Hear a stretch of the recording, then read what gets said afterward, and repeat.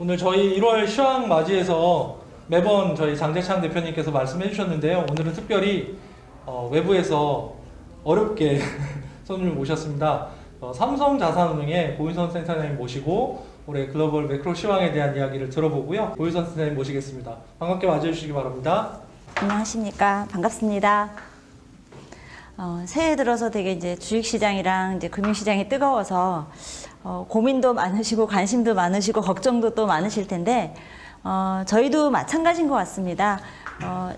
오늘 한 30-40분 정도에 걸쳐서 현재로부터 향후에 이제 어떻게 시장을 봐야 되는지에 대해서 좀 간단히 같이 고민해보는 시간을 갖도록 하겠습니다. 원래 제가 좀 마스크를 쓰려고 했는데 그래서 화장도 안 하고 갔는데 좀 모습이 추리하더라도 이해해 주시기 바랍니다. 네. 첫 번째로 이제 차트를 보시면은 사실 지난해부터 코로나 충격이 상당히 컸지만은 각국 정부가 너무 공격적인 정책을 하다 보니까 주식시장들이 상당히 좀 가파르게 올라가는 그런 모습입니다. 특히 이제 한국 시장 같은 경우는 지난해 가을 이후로 전 세계 증시를 상당히 이제 아웃퍼폼하는 그런 모습을 보였고, 우리나라가 뭐 연간 한 31%로 오르면서 전 세계 증시에서 정말 빠지지 않는 그런 수익률을 보였습니다. 연초에 들어서는 더 무서운 기세로 이제 상승하는 그런 모습이었습니다. 사실 이런 보시면은 수직으로 올라가는 이런 자산 가격들, 저희도 경험적으로 보면은 이게 과연 유지가 될 것인가에 대한 좀 걱정들이 상당히 많이 있는 상황입니다. 그러다 보니까 대부분 현재 이제 시장에서는 이거 주식시장 너무 비싸다. 버블이 곧 붕괴할 것 같다. 이런 이제 우려의 목소리들이 나오고 있는 그런 상황입니다. 근데 첫 번째로 이제 이 비싸다라는 고민에 대해서는 사실 물론 이제 밸류에이션, PER이라는 그런 이익과 주가의 어떤 그런 수준 자체가 이익 대비 주가가 많이 올라가 있는 건 사실이지만 지난해부터 경제 여건에 비해서 주가가 올라가는 속도를 보면은 지난해도 그렇게 쌌다라고 보기는 어려운 것 같습니다. 그러니까 사실 비쌌던 국면은 비단 올해 들어서 나타난 현상은 아닌 것 같다라고 이제 보여지고요. 만약 비싸고 우리가 버블 붕괴가 임박했다라고 생각을 하면은 주식을 당장 이제 팔아야 되는 그런 고민에 우리가 놓여 있게 됩니다. 근데 문제는 버블이다, 과열이다 하더라도 이 버블이 얼마나 지속이 될지 그리고 어떤 크기만큼 커질지를 우리가 알 수가 없다라는 겁니다. 우리가 이제 최근에 큰 버블이 꺼졌던 경험이 미국 서브프라임 이제 위기인데요. 사실 서브프라임 문제는 2007년 10월, 11월, 2008년 동안에 이제 전 세계를 지배를 했는데 시장이 과열이다. 너무 부동산 시장이 위태롭다. 이런 경고들은 2005년, 2006년부터 이미 나오기 시작을 했다라는 겁니다. 제가 굳이 이 얘기를 드린 이유는 버블은 언제 붕괴될지 우리가 그 시점을 가늠하기 어렵기 때문에 너무 빨리 이 버블이나 과열에 대해서 걱정을 하고 우리가 시장에서 이제 빠져나오게 된다라고 하게 되면은 이 남들이 돈을 벌 때 우리는 이제 그 기회 손실을 입어야 되는, 그러니까 쳐다만 봐야 되는 그런 재미없는 상황이 발생을 할 수도 있다라는 겁니다. 그래서 사실 그러면 우리가 현재 우리 시장에 머물러 있어야 되느냐 아니면 빠져나와야 되느냐 이거를 판단할 때 저희는 두 가지 중심으로 해서 좀 살펴보려고 합니다. 첫 번째로 이 시장을 비싸게 이끌고 가는 그 첫 번째 요인이 유동성이었습니다. 정부가 엄청나게 경기를 살리기 위해서 돈을 풀어놓은 돈들이 어떻게 보면 경기 쪽보다는 자산시장 쪽으로 들어오고 있는 상황이고요. 그러면 이 유동성이 언제쯤 꺼질 거냐 이 고민을 해야 되는데 현재 저희가 좀 이따 그림을 보여드리겠지만 돈은 더 빨리 늘어나고 있는 그런 상황입니다. 그리고 과거에 버블이 붕괴될 때는 정부가 이거 과열이 너무 심하구나 이런 자산시장의 버블을 걱정을 하면서 금리를 인상을 하기 시작한 후에 버블 붕괴가 이제 발생을 합니다. 그렇다고 금리도 한 번, 두 번 올린다고 해서 금방 버블이 꺼지는 건 아니고요. 일정 임계치 수준, 뭔가 쌓이고 그 부담이 쌓여서 자산시장을 톡 건드리는 그런 시점이 올 때 이 금리가 부담이 된다. 이렇게 말씀을 드릴 수가 있겠습니다. 두 번째 요인은 우리가 유동성으로 오고 있는 그런 시장인데 대부분의 기대는 이익이 점차 좋아질 거라는 기대들이 우리가 받쳐주고 있기 때문에 이 유동성의 효과들을 우리가 누리면서 가고 있는 겁니다. 근데 만약에 이익 개선이 우리가 기대했던 것들대로 안 나타난다라고 하게 되면은 이게 이제 부정적인 그런 뉴스로 바뀔 가능성이 높습니다. 또 하나, 최근에 우리 4차 산업혁명이라든가 코로나로 인해서 혁신이 시점이 앞당겨졌다. 이런 얘기들을 많이 하는데요. 이 혁신의 현실화, 그러니까 이게 우리의 혁신이 우리나라 기업이나 세계 기업들의 이익으로 딱 현실화되면서 투자자들의 만족을 채워줘야 되는데, 기대를 채워줘야 되는데, 이게 이제 가시적으로 현실화가 안 되는 경우가 가장 버블이 꺼지는 그런 위험 요인입니다.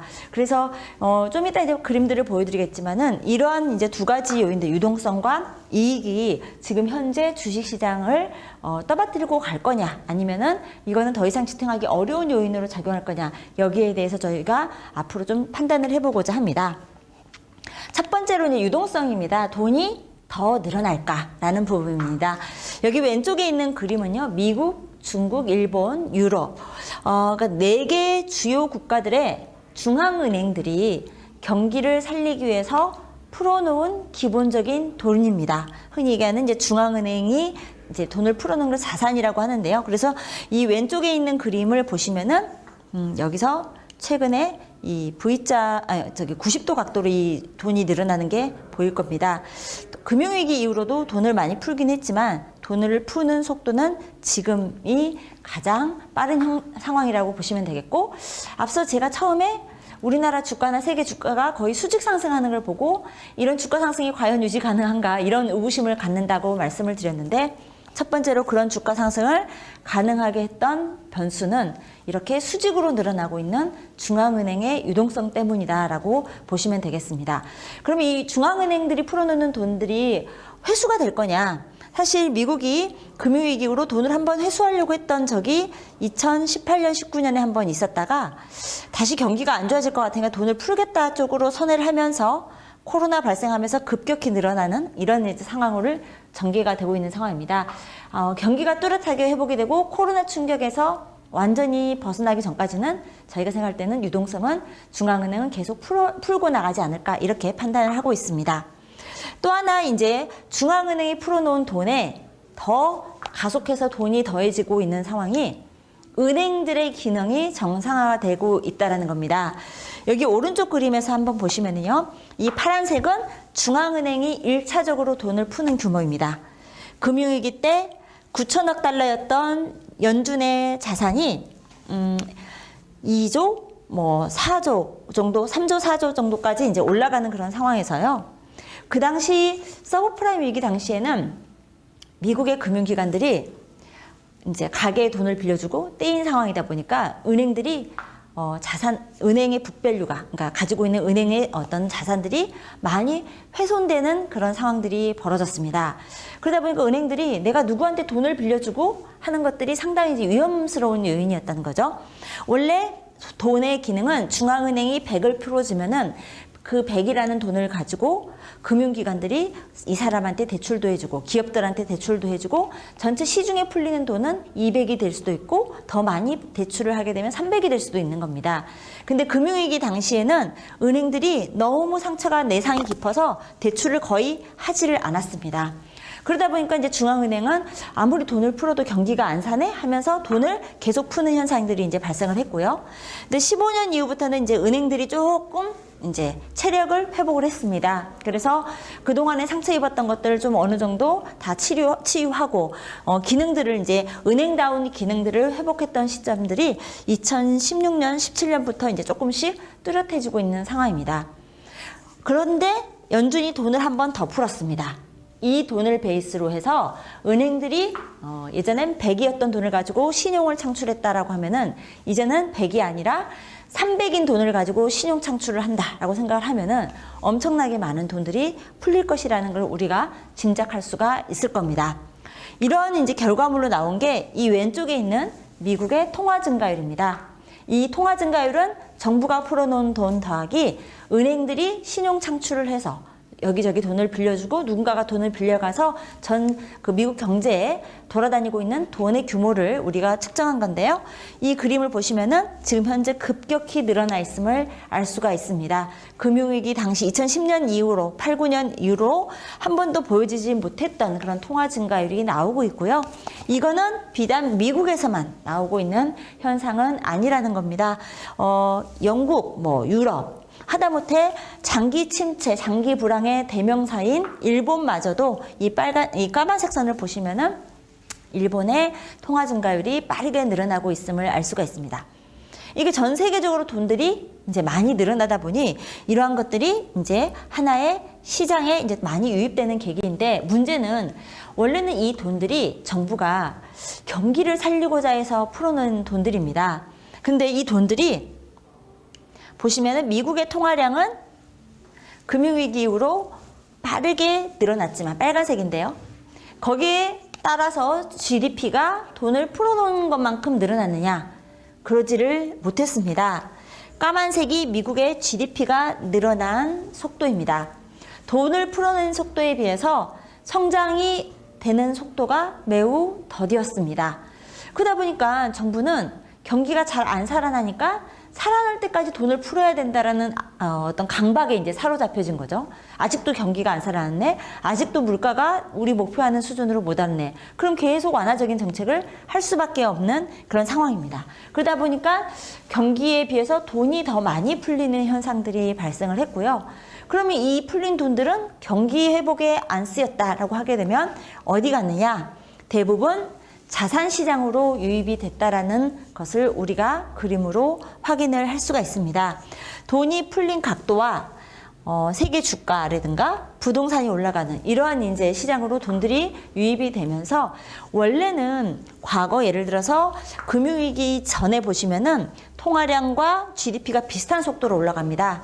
이거는 정부가 돈을 풀면 경기가 살아서 기업들이 고용도 늘리고 그 다음에 이익도 좋아지고, 그러면 가계의 소득, 소비가 좋아지면서 경기 회복이 좋아지고 다시 기업 이익이 좋아지면서, 이런 기업 이익이 좋아지면 자산 가격이, 주가가 올라가는 이런 선순환을 통해서 주식시장이 올라가는 그런 이제 경로를 보였다면은, 이번에는 경기하고는 좀 무관하게 돈이 풀리면 그거가 그냥 그대로 자산시장으로 들어가는 그런 현상으로 이어지고 있다라고 볼 수가 있을 것 같습니다. 한국도 좀 비슷한 상황입니다. 한국도 왼쪽 그림에서 까만색 선이 GDP고요. 빨간색이 돈이 풀리는 속도인데요. 이거의 괴리가 엄청나게 많이 벌어져 있음을 알 수가 있습니다. 돈이 풀어난 만큼 경기가 좋아졌으면 좋았을 텐데 그러지 못하고 이 돈은 대부분 자산시장에서 코스피라든가 부동산 가격, 토지 가격 이런 것들을 끌어올리는 그런 요인으로 작용하고 있는 것으로 판단이 되어집니다. 특히 이제 한국 같은 경우에는 올해 일시적으로 정부가 주택 공급 이제 늘린다고 해서 신도시 이제 개발을 위한 택지 공급도 해야 되고 이제 이런 상황이어서 토지 보상금이 대대적으로 풀릴 예정이라고 합니다. 그래서 역대급이에요. 한 해로 치면은 그래서 한 45조, 적게는 45조에서 50조 원 정도 가량의 돈이 풀릴 예정인데, 이렇게 이제 과거에 토지 보상금들이 많이 풀렸을 경우에 통화량과 그다음에 코스피의 움직임들을 보시면은 좀 강세 움직임들을 보인다, 이렇게 우리가 판단을 할 수가 있습니다. 그리고 지금 현재 우리나라의 부동자금은 정확하게 추정하기는 어렵지만은 대략 한 1,300조 원? 그래서 시가총액의 절반 이상을 차지하는 부동자금들이 한 60-70% 정도를 차지하는 돈들이 아직도 시중에 퍼져 있다. 이런 부분들이 저희가 볼 때는 유동성은 아직까지는 축소되기보다는 계속 늘어나는 환경으로 작용하고 있다, 이렇게 평가를 할 수가 있을 것 같습니다. 두 번째가 이제 저희가 중요하게 보는 이제 이익입니다. 언제까지 유동성 효과로만 갈 수는 없습니다. 유동성 효과로만 간다 하면은 이익 증가는 없이 주가만 오르니까 우리가 흔히 얘기하는 PER, 이 배수가 계속 올라가게 됩니다. 그러면 어느 순간 투자자들은 이제 과도하다라고 이제 생각을 할 텐데요. 그런 주가 상승에 걸맞는 이익이 나와줘야 된다는 겁니다. 과거에 앞서 말씀드렸던 이제 어떤 버블이 붕괴될 때 우리가 생각했던 기업의 이익들이 현실화되지 못하는 거, 혁신이 앞으로 고성장을 가져올 거다, 기업의 고성장을 가져올 거다라는 그런 기대감들이 충족이 되지 못한 케이스가 있는데요. 뭐 근래에 나스닥 버블의 붕괴가 아닌가 이렇게 이제 생각이 되어지고요. 또 2007년 이제 금융위기가 이제 발생을 했을 때인 것 같습니다.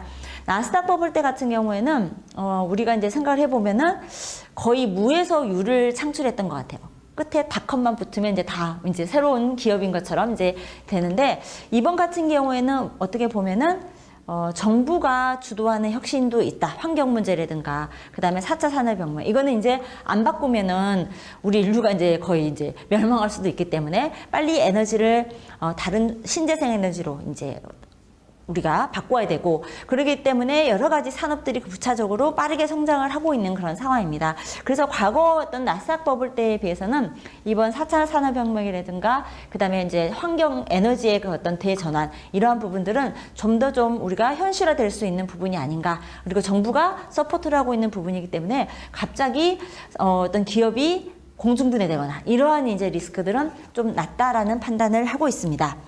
또 하나 이제 우리가 그 주가가 앞으로 상승은 하고 있는데 이익들에 대한 전망들이 별로 썩 긍정적이지 않다라는 신호들을 미리 발견을 할 수가 있는 그런 케이스가 있습니다. 여기 왼쪽에 있는 그림을 보시면은 2007년에 미국 주가는 잘 가고 있는 상황인데요. 뭐 이때는 좀 등락은 있지만, 근데 2007년 한 여름 정도가 됐을 때 2008년 내년의 기업 이익 전망치들이 강할까 아니면 약할까, 이제 이런 전망들을 애널리스트들이 합니다.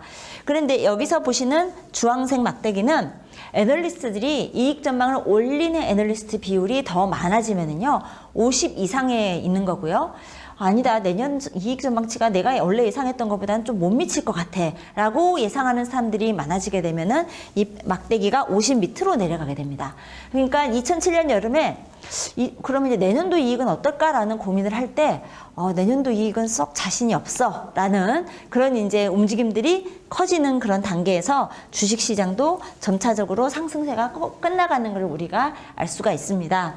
그러면 지금 현재는 이제 어떨까라고 이제 한번 보시면은 오른쪽에 있는, 위에 있는 그림이 미국의 현재 연초니까 21년 올해의 이익 전망치에 대해서 상향을 하고 있느냐 아니냐를 보시면은 전반적으로 상향 움직임이 유지가 되고 있는 것 같습니다. 그리고 속도도 애널리스트들이 상향 조절하는 그 애널리스트의 숫자가 더 많아지고 있습니다. 그래서 우리가 현재 예상하는 기업 이익의 어떤 기대치보다는 좀 더 높은 숫자가 나올 가능성들이 높다, 이렇게 이제 우리가 볼 수가 있을 것 같습니다. 그리고 이제 앞서 말씀드렸던 어떤 시장을 주도하는 어떤 주도주들이 있는데, 이번 같은 경우는 이제 아무래도 이런 성장주들이 초저금리에서, 그리고 앞서 말씀드린 여러 가지 이제 새로운 산업과 혁신, 이러한 부분의 스토리를 가지고 성장주 주도로 시장이 왔었는데요. 이 성장주가 코로나로 인해서 이익 전망치들이 급격히 악화됐다가 지금 EPS가 코로나 이전의 수준으로 거의 다 회복이 됐습니다. 그래서 전체적으로 이 이익 회복 탄력이 전통 제조업보다는 더 싸다고 하는 가치주보다는 더 빠르게 좋아지고 있습니다. 그래서 성장에 대한 믿음들을 아직은 우리가 이제 가져도 될 것 같다, 이렇게 판단을 할 수가 있습니다. 그 다음에 이제 한국 같은 경우를 한번 보시죠. 방금 말씀드렸던 한국 기업 상장사들의 기업 이익에 대해서 상향을 하고 있는 사람이 많냐, 하향을 하고 있는 사람이 많냐, 이제 이걸 볼 때 우리나라도 여전히 상향 조정하고 있는 흐름들이 좀 더 강합니다. 그래서 이익 때문에 실망할 어떤 분위기는 아직은 아닌 것 같다라고 말씀을 드리겠고요. 특히 이제 우리나라 같은 경우는 기업들이 수출이 상당히 이익에 결정적인 영향을 받습니다. 근데 이제 왼쪽 그림에서 보시면 빨간색인 우리나라 수출 금액이고요. 파란색이 이제 기업들의 EPS, 주당 순이익을 EPS라고 얘기를 합니다. 그래서 이제 이익들이 같이 움직이는 걸 우리가 알 수가 있습니다. 근데 현재 우리나라의 수출은 지난 12월에도 좀 서프라이즈가 나고 있고, 이렇게 해서 잘 회복이 되고 있는 그런 상황이다라고 보시면 됩니다. 그리고 또 하나 이제 저희가 한국 증시가 이제 올해 뭐 유난히 센 거는 뭐 유동성 효과도 있고 그렇지만 저희가 생각할 때는 한국 산업의 포트폴리오는 되게 좀 균형 있게 잘 짜져 있는 것 같다 이렇게 보여집니다. 크게는 성장 산업도 있고요. 또 그 2차 예를 들어서 자동차 산업, 전기 자동차 뭐 이런 것들을 만들 수 있는 완성업체도 있고 그 전기 자동차에 필요한 배터리를 만드는 업체들도 있고 그래서 우리는 어떻게 보면 이렇게 수직 계열화가 되게 잘 되어 있는 그런 산업 구조를 가지고 있다. 그리고 여기서 보시면 성장 산업들도 이렇게 보시면 지난해 되게 코로나 충격 때문에 안 좋을 때 헬스케어라든가 IT 통신 이 부분들이 이익 개선이나 수출 개선을 주도를 했고요. 그 다음에 경기가 안 좋아서 되게 고생을 많이 했던 전통 제조업들, 에너지 부분은 여전히 좀 안 좋지만 소재업종이라든가 산업재, 경기 소비재 이런 부분들도 요즘에는 조금씩 이익이 회복이 되고 있는 그런 추세여서 지난해 같은 경우는 저거 이제 성장 산업 하나로만 이제 주가나 이익이 올라갔다라고 하게 되면은 올해는 이제 전반적으로 이제 우리 백신도 좀 맞고 경제 활동도 회복이 되고 하면은 이런 전통 제조업들도 또 힘을 받지 않을까 이렇게 보여집니다. 또한 그 어떤 환경 문제라든가 그리고 이제 발빠르게 이제 변하고 있는 그런 혁신 부분에 있어서도 이 전통 기업들도 다 그런 부분들을 갖추어 나가고 있어서 저희가 생각하는 그런 어떤 혁신과 그다음에 경기 회복의 그런 두 가지 효과들을 한국 산업들이 좀 잘 누릴 수 있을 것 같다라는 좀 긍정적인 전망을 가지고 있는 그런 상황입니다. 그리고 이제 유동성 장세가 이제 끝나는 어떤 신호로 정부가 금리를 올리기 시작하는 그 신호를 이제 우리가 걱정을 해야 될 것 같습니다. 왼쪽에 있는 그림은 미국의 이제 IT 버블 때 가계와 기업의 부채가 막 늘어나다가 정부가 이제 이거 너무 심하다 하면서 기준금리를 올리기 시작을 합니다. 그러면서 2000년 초반에 일정 수준의 기준금리 인상 이후에 주가 버블이 이제 꺼지기 시작을 합니다. 그래서 사실 지금 저희가 중앙은행이 코멘트를 할 때 조금 주목해야 될 이슈는 시장이 좀 너무 과열인 것 같아. 그러니까 우리 어떤 증권사나 저희 같은 사람들, 전략가들이 시장이 과열이다라고 얘기를 하는 그것도 중요하긴 하지만은 중앙은행 정책 담당자들이 야, 좀 시장이 과열인 것 같아라고 코멘트를 하면은 사실 그게 가장 우리가 걱정해야 되는 이슈입니다. 왜냐하면 열심히 풀던 돈들을 덜 풀 거고 좀 줄일 거고 이제 이런 금리를 올리는 고민들을 하게 될 거라는 거죠. 근데 현재로서는 이제 그럴 가능성은 아직은 좀 낮은 것 같습니다. 그리고 미국의 이제 부동산 버블이 막 커질 때도 금리를 매우 낮게 유지하다가 이제 이때부터 금리를 올리고 난 다음에 상당 기간이 지난 2007년 후반부터 버블이 꺼지기 시작을 한다는 겁니다. 여기서 시작점은 방금 말씀드린 것처럼 앞으로 정책 당국자들의 코멘트 많이 보자. 그 다음에 단순히 지금 금리를 올린다고 해서 버블이 딱 붕괴되는 것은 아니다. 일정 정도 금리가 조금 더 올라가서 이 경제나 자산 가격을 유지하기가 어려운 시점까지 와서 금리의 인상이 자산 시장에 부담을 줄 거다라는 거고요. 또 하나의 시사점은 뭐냐면 이 왼쪽의 버블은 IT 버블이나 부동산 버블은 기업하고 가계의 부채를 기반으로 해서 형성이 된 버블입니다. 그러면 정부는 이제 이런 가계나 기업의 건전성을 생각을 하면서 금리를 올릴 수밖에 없었는데요. 이번에 버블은 오른쪽 그림을 보시면은 정부의 부채가 대부분이 만들어낸 버블입니다. 아까 정부가 유동성 많이 풀어낸 거 보셨고 또 코로나 때문에 여러 가지 재정정책 쓰면서 정부가 빚을 내면서 경기를 살리려고 하고 있는 상황입니다. 우리나라는 가계빚이 좀 많은 편이지만은요. 미국 같은 경우는 그 서브프라임 위기 이후로 부채 비율이 많이 떨어져 있는 상황이고 우리나라는 기업들이 현금이 많아서 부채 비율이 낮은 편입니다. 미국도 이제 비슷한 상황이고요. 근데 정부가 이렇게 빚을 많이 내놓은 상황에서는 정부는 쉽게 금리를 올리기는 쉽지 않을 것 같습니다. 그래서 사실은 정부는 자신들의 부채가 늘어나도 컨트롤이 가능하다고 생각하는 경향이 있고 물론 경기가 좋아지면 이제 그걸 유지할 필요는 없지만 경기가 어느 정도 만족스러운 수준까지 좋아지지 않는다라고 하면은 이 부분들은 계속 유지할 것 같다. 그리고 정부의 부채를 일정 정도 줄이지 않는 이상은 여기서 금리를 올리면 이자 부담이 너무 많이 늘어납니다. 그래서 아주 신중하게 진행할 가능성이 있다. 이렇게 보여집니다. 그래서 기준금리 인상은 뭐 연준도 2023년까지는 생각하지 않고 있다 이렇게 얘기를 하니까 기준금리 인상에 대해서는 저희는 크게 걱정은 하지 않습니다.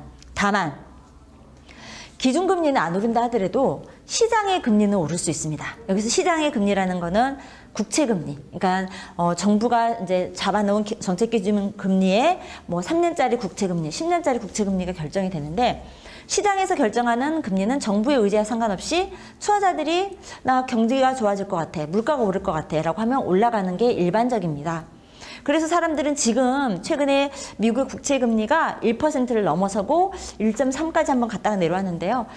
이렇게 되다 보니까 이제 걱정을 하기 시작합니다. 이렇게 초저금리와 돈을 많이 풀어놓은 상황에서 자산 가격이 올랐는데 금리가 이제 오르기 시작하면은 이거 버블 끝나는 거 아니야? 이런 걱정을 하기 시작한다라는 거죠. 여기서 이제 저희가 말씀을 드리고 싶은 거는 최근에 이제 미국의 명목금리, 그러니까 우리가 시장에서 이렇게 막 오늘 금리가 얼마였어요? 라고 하는 금리가 여기에 있는 빨간색 금리입니다. 0.5%까지 갔다가 지금 1%를 넘어서고 있는 상황인데요. 시장에서 이제 우리가 국채금리, 이런 일반적인 시중금리는 우리가 이렇게 쉽게 생각해서 어떻게 결정되냐면, 내가 누군가에게 돈을 빌려줍니다. 1년 동안 돈을 빌려주는데 1년 후에 내가 이 돈을 돌려받을 때 내 돈의 가치는 물가가 상승한 것만큼은 같이 올라가 있어야 내가 돈을 빌려주는데 손해를 안 보겠죠. 그리고 그 나라가 성장한 것만큼은 내 돈의 가치도 좀 올라가 있어야 내가 돈을 빌려줄 의지가 있는 거겠죠. 뭐 어떤 유인이 있는 거죠. 근데 지금 현재 미국의 기대 인플레이션, 채권 시장에서 생각하는 인플레이션은 2%입니다. 근데 시장에서 우리가 국채를 사면 받는 금리는 1% 조금 넘습니다. 그럼 내가 국채를 사서 받는 금리로는 물가 오르는 거 2%도 우리가 보상을 못 받는다는 겁니다. 그렇기 때문에 우리가 국채를 들고 있으면 손해인 그런 상황이 되고요. 그러한 상황을 우리가 보통은 실질금리라고 실질금리가 마이너스권에 있다라고 얘기를 합니다. 이 왼쪽 그림에서 보시면 보통은 이 국채금리가 물가도 반영하고 성장도 반영해서 이 기대 인플레보다 높아야 정상인 거죠. 물가보다 더 많이 쳐줘야 내 돈의 가치가 유지가 되는 건데,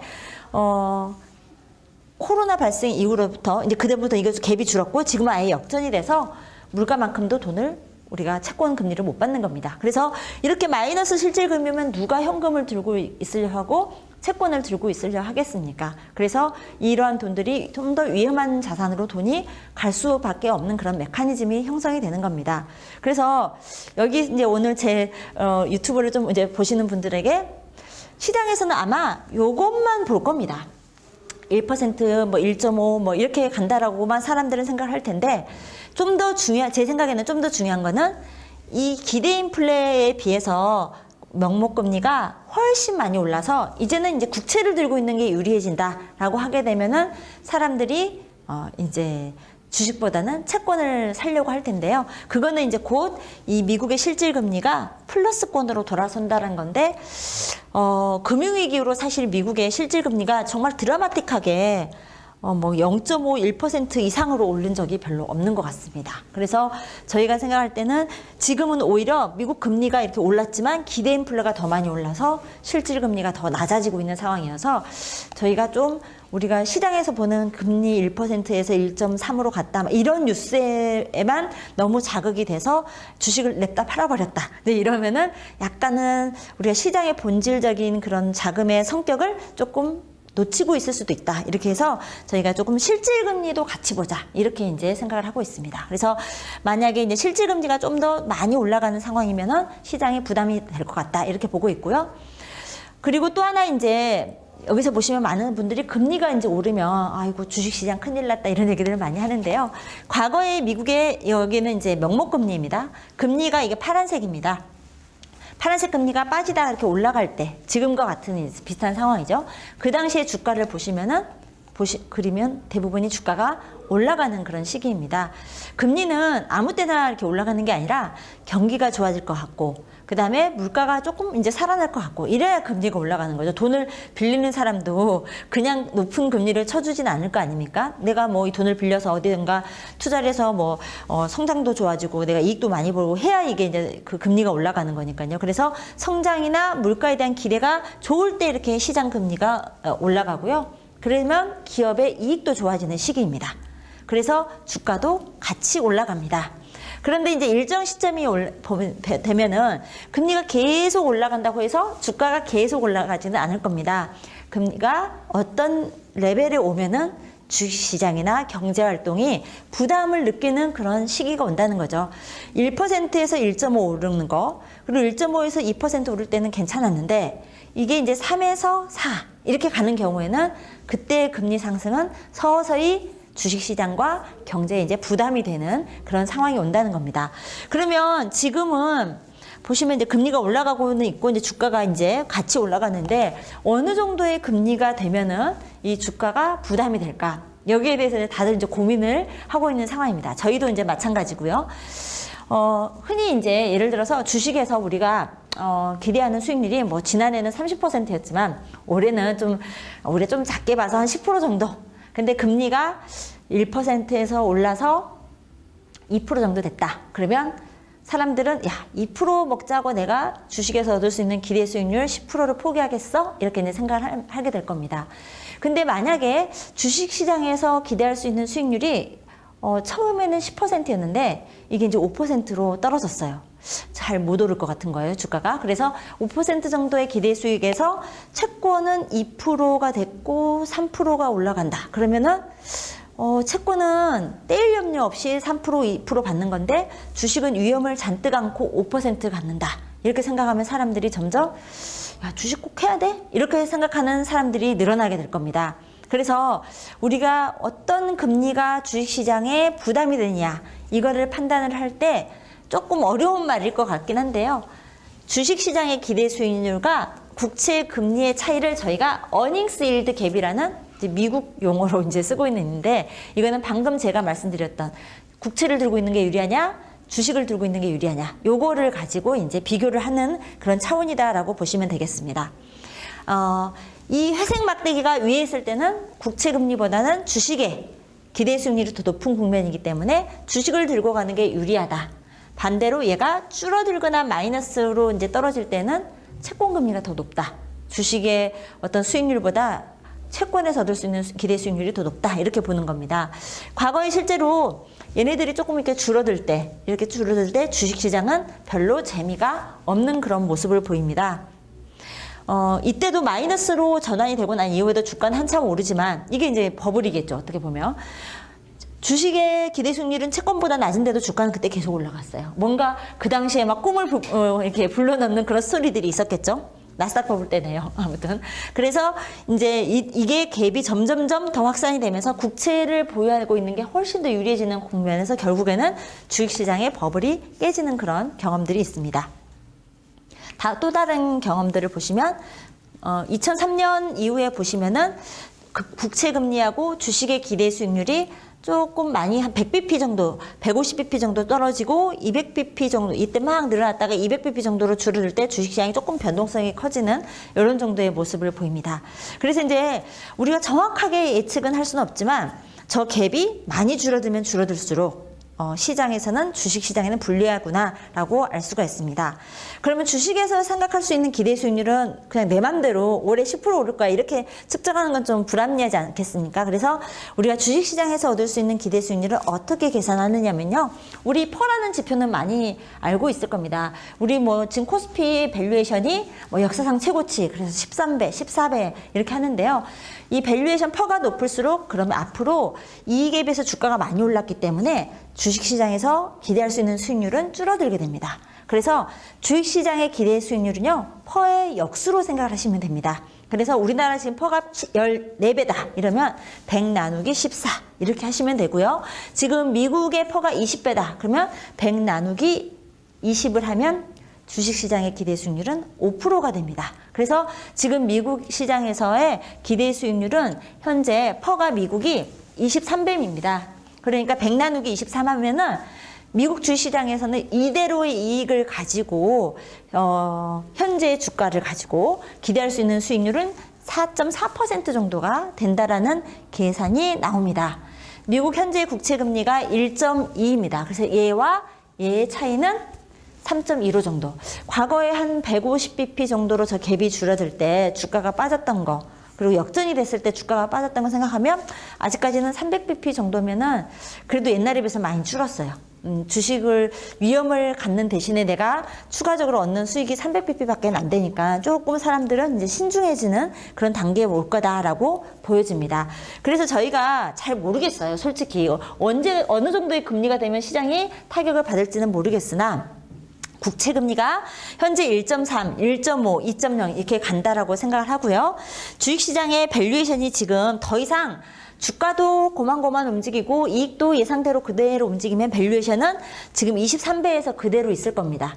그러면 저희가 생각할 때 금리가 2%를 넘어서면은 조금 이 정도에서는 시장에서는 부담인데요.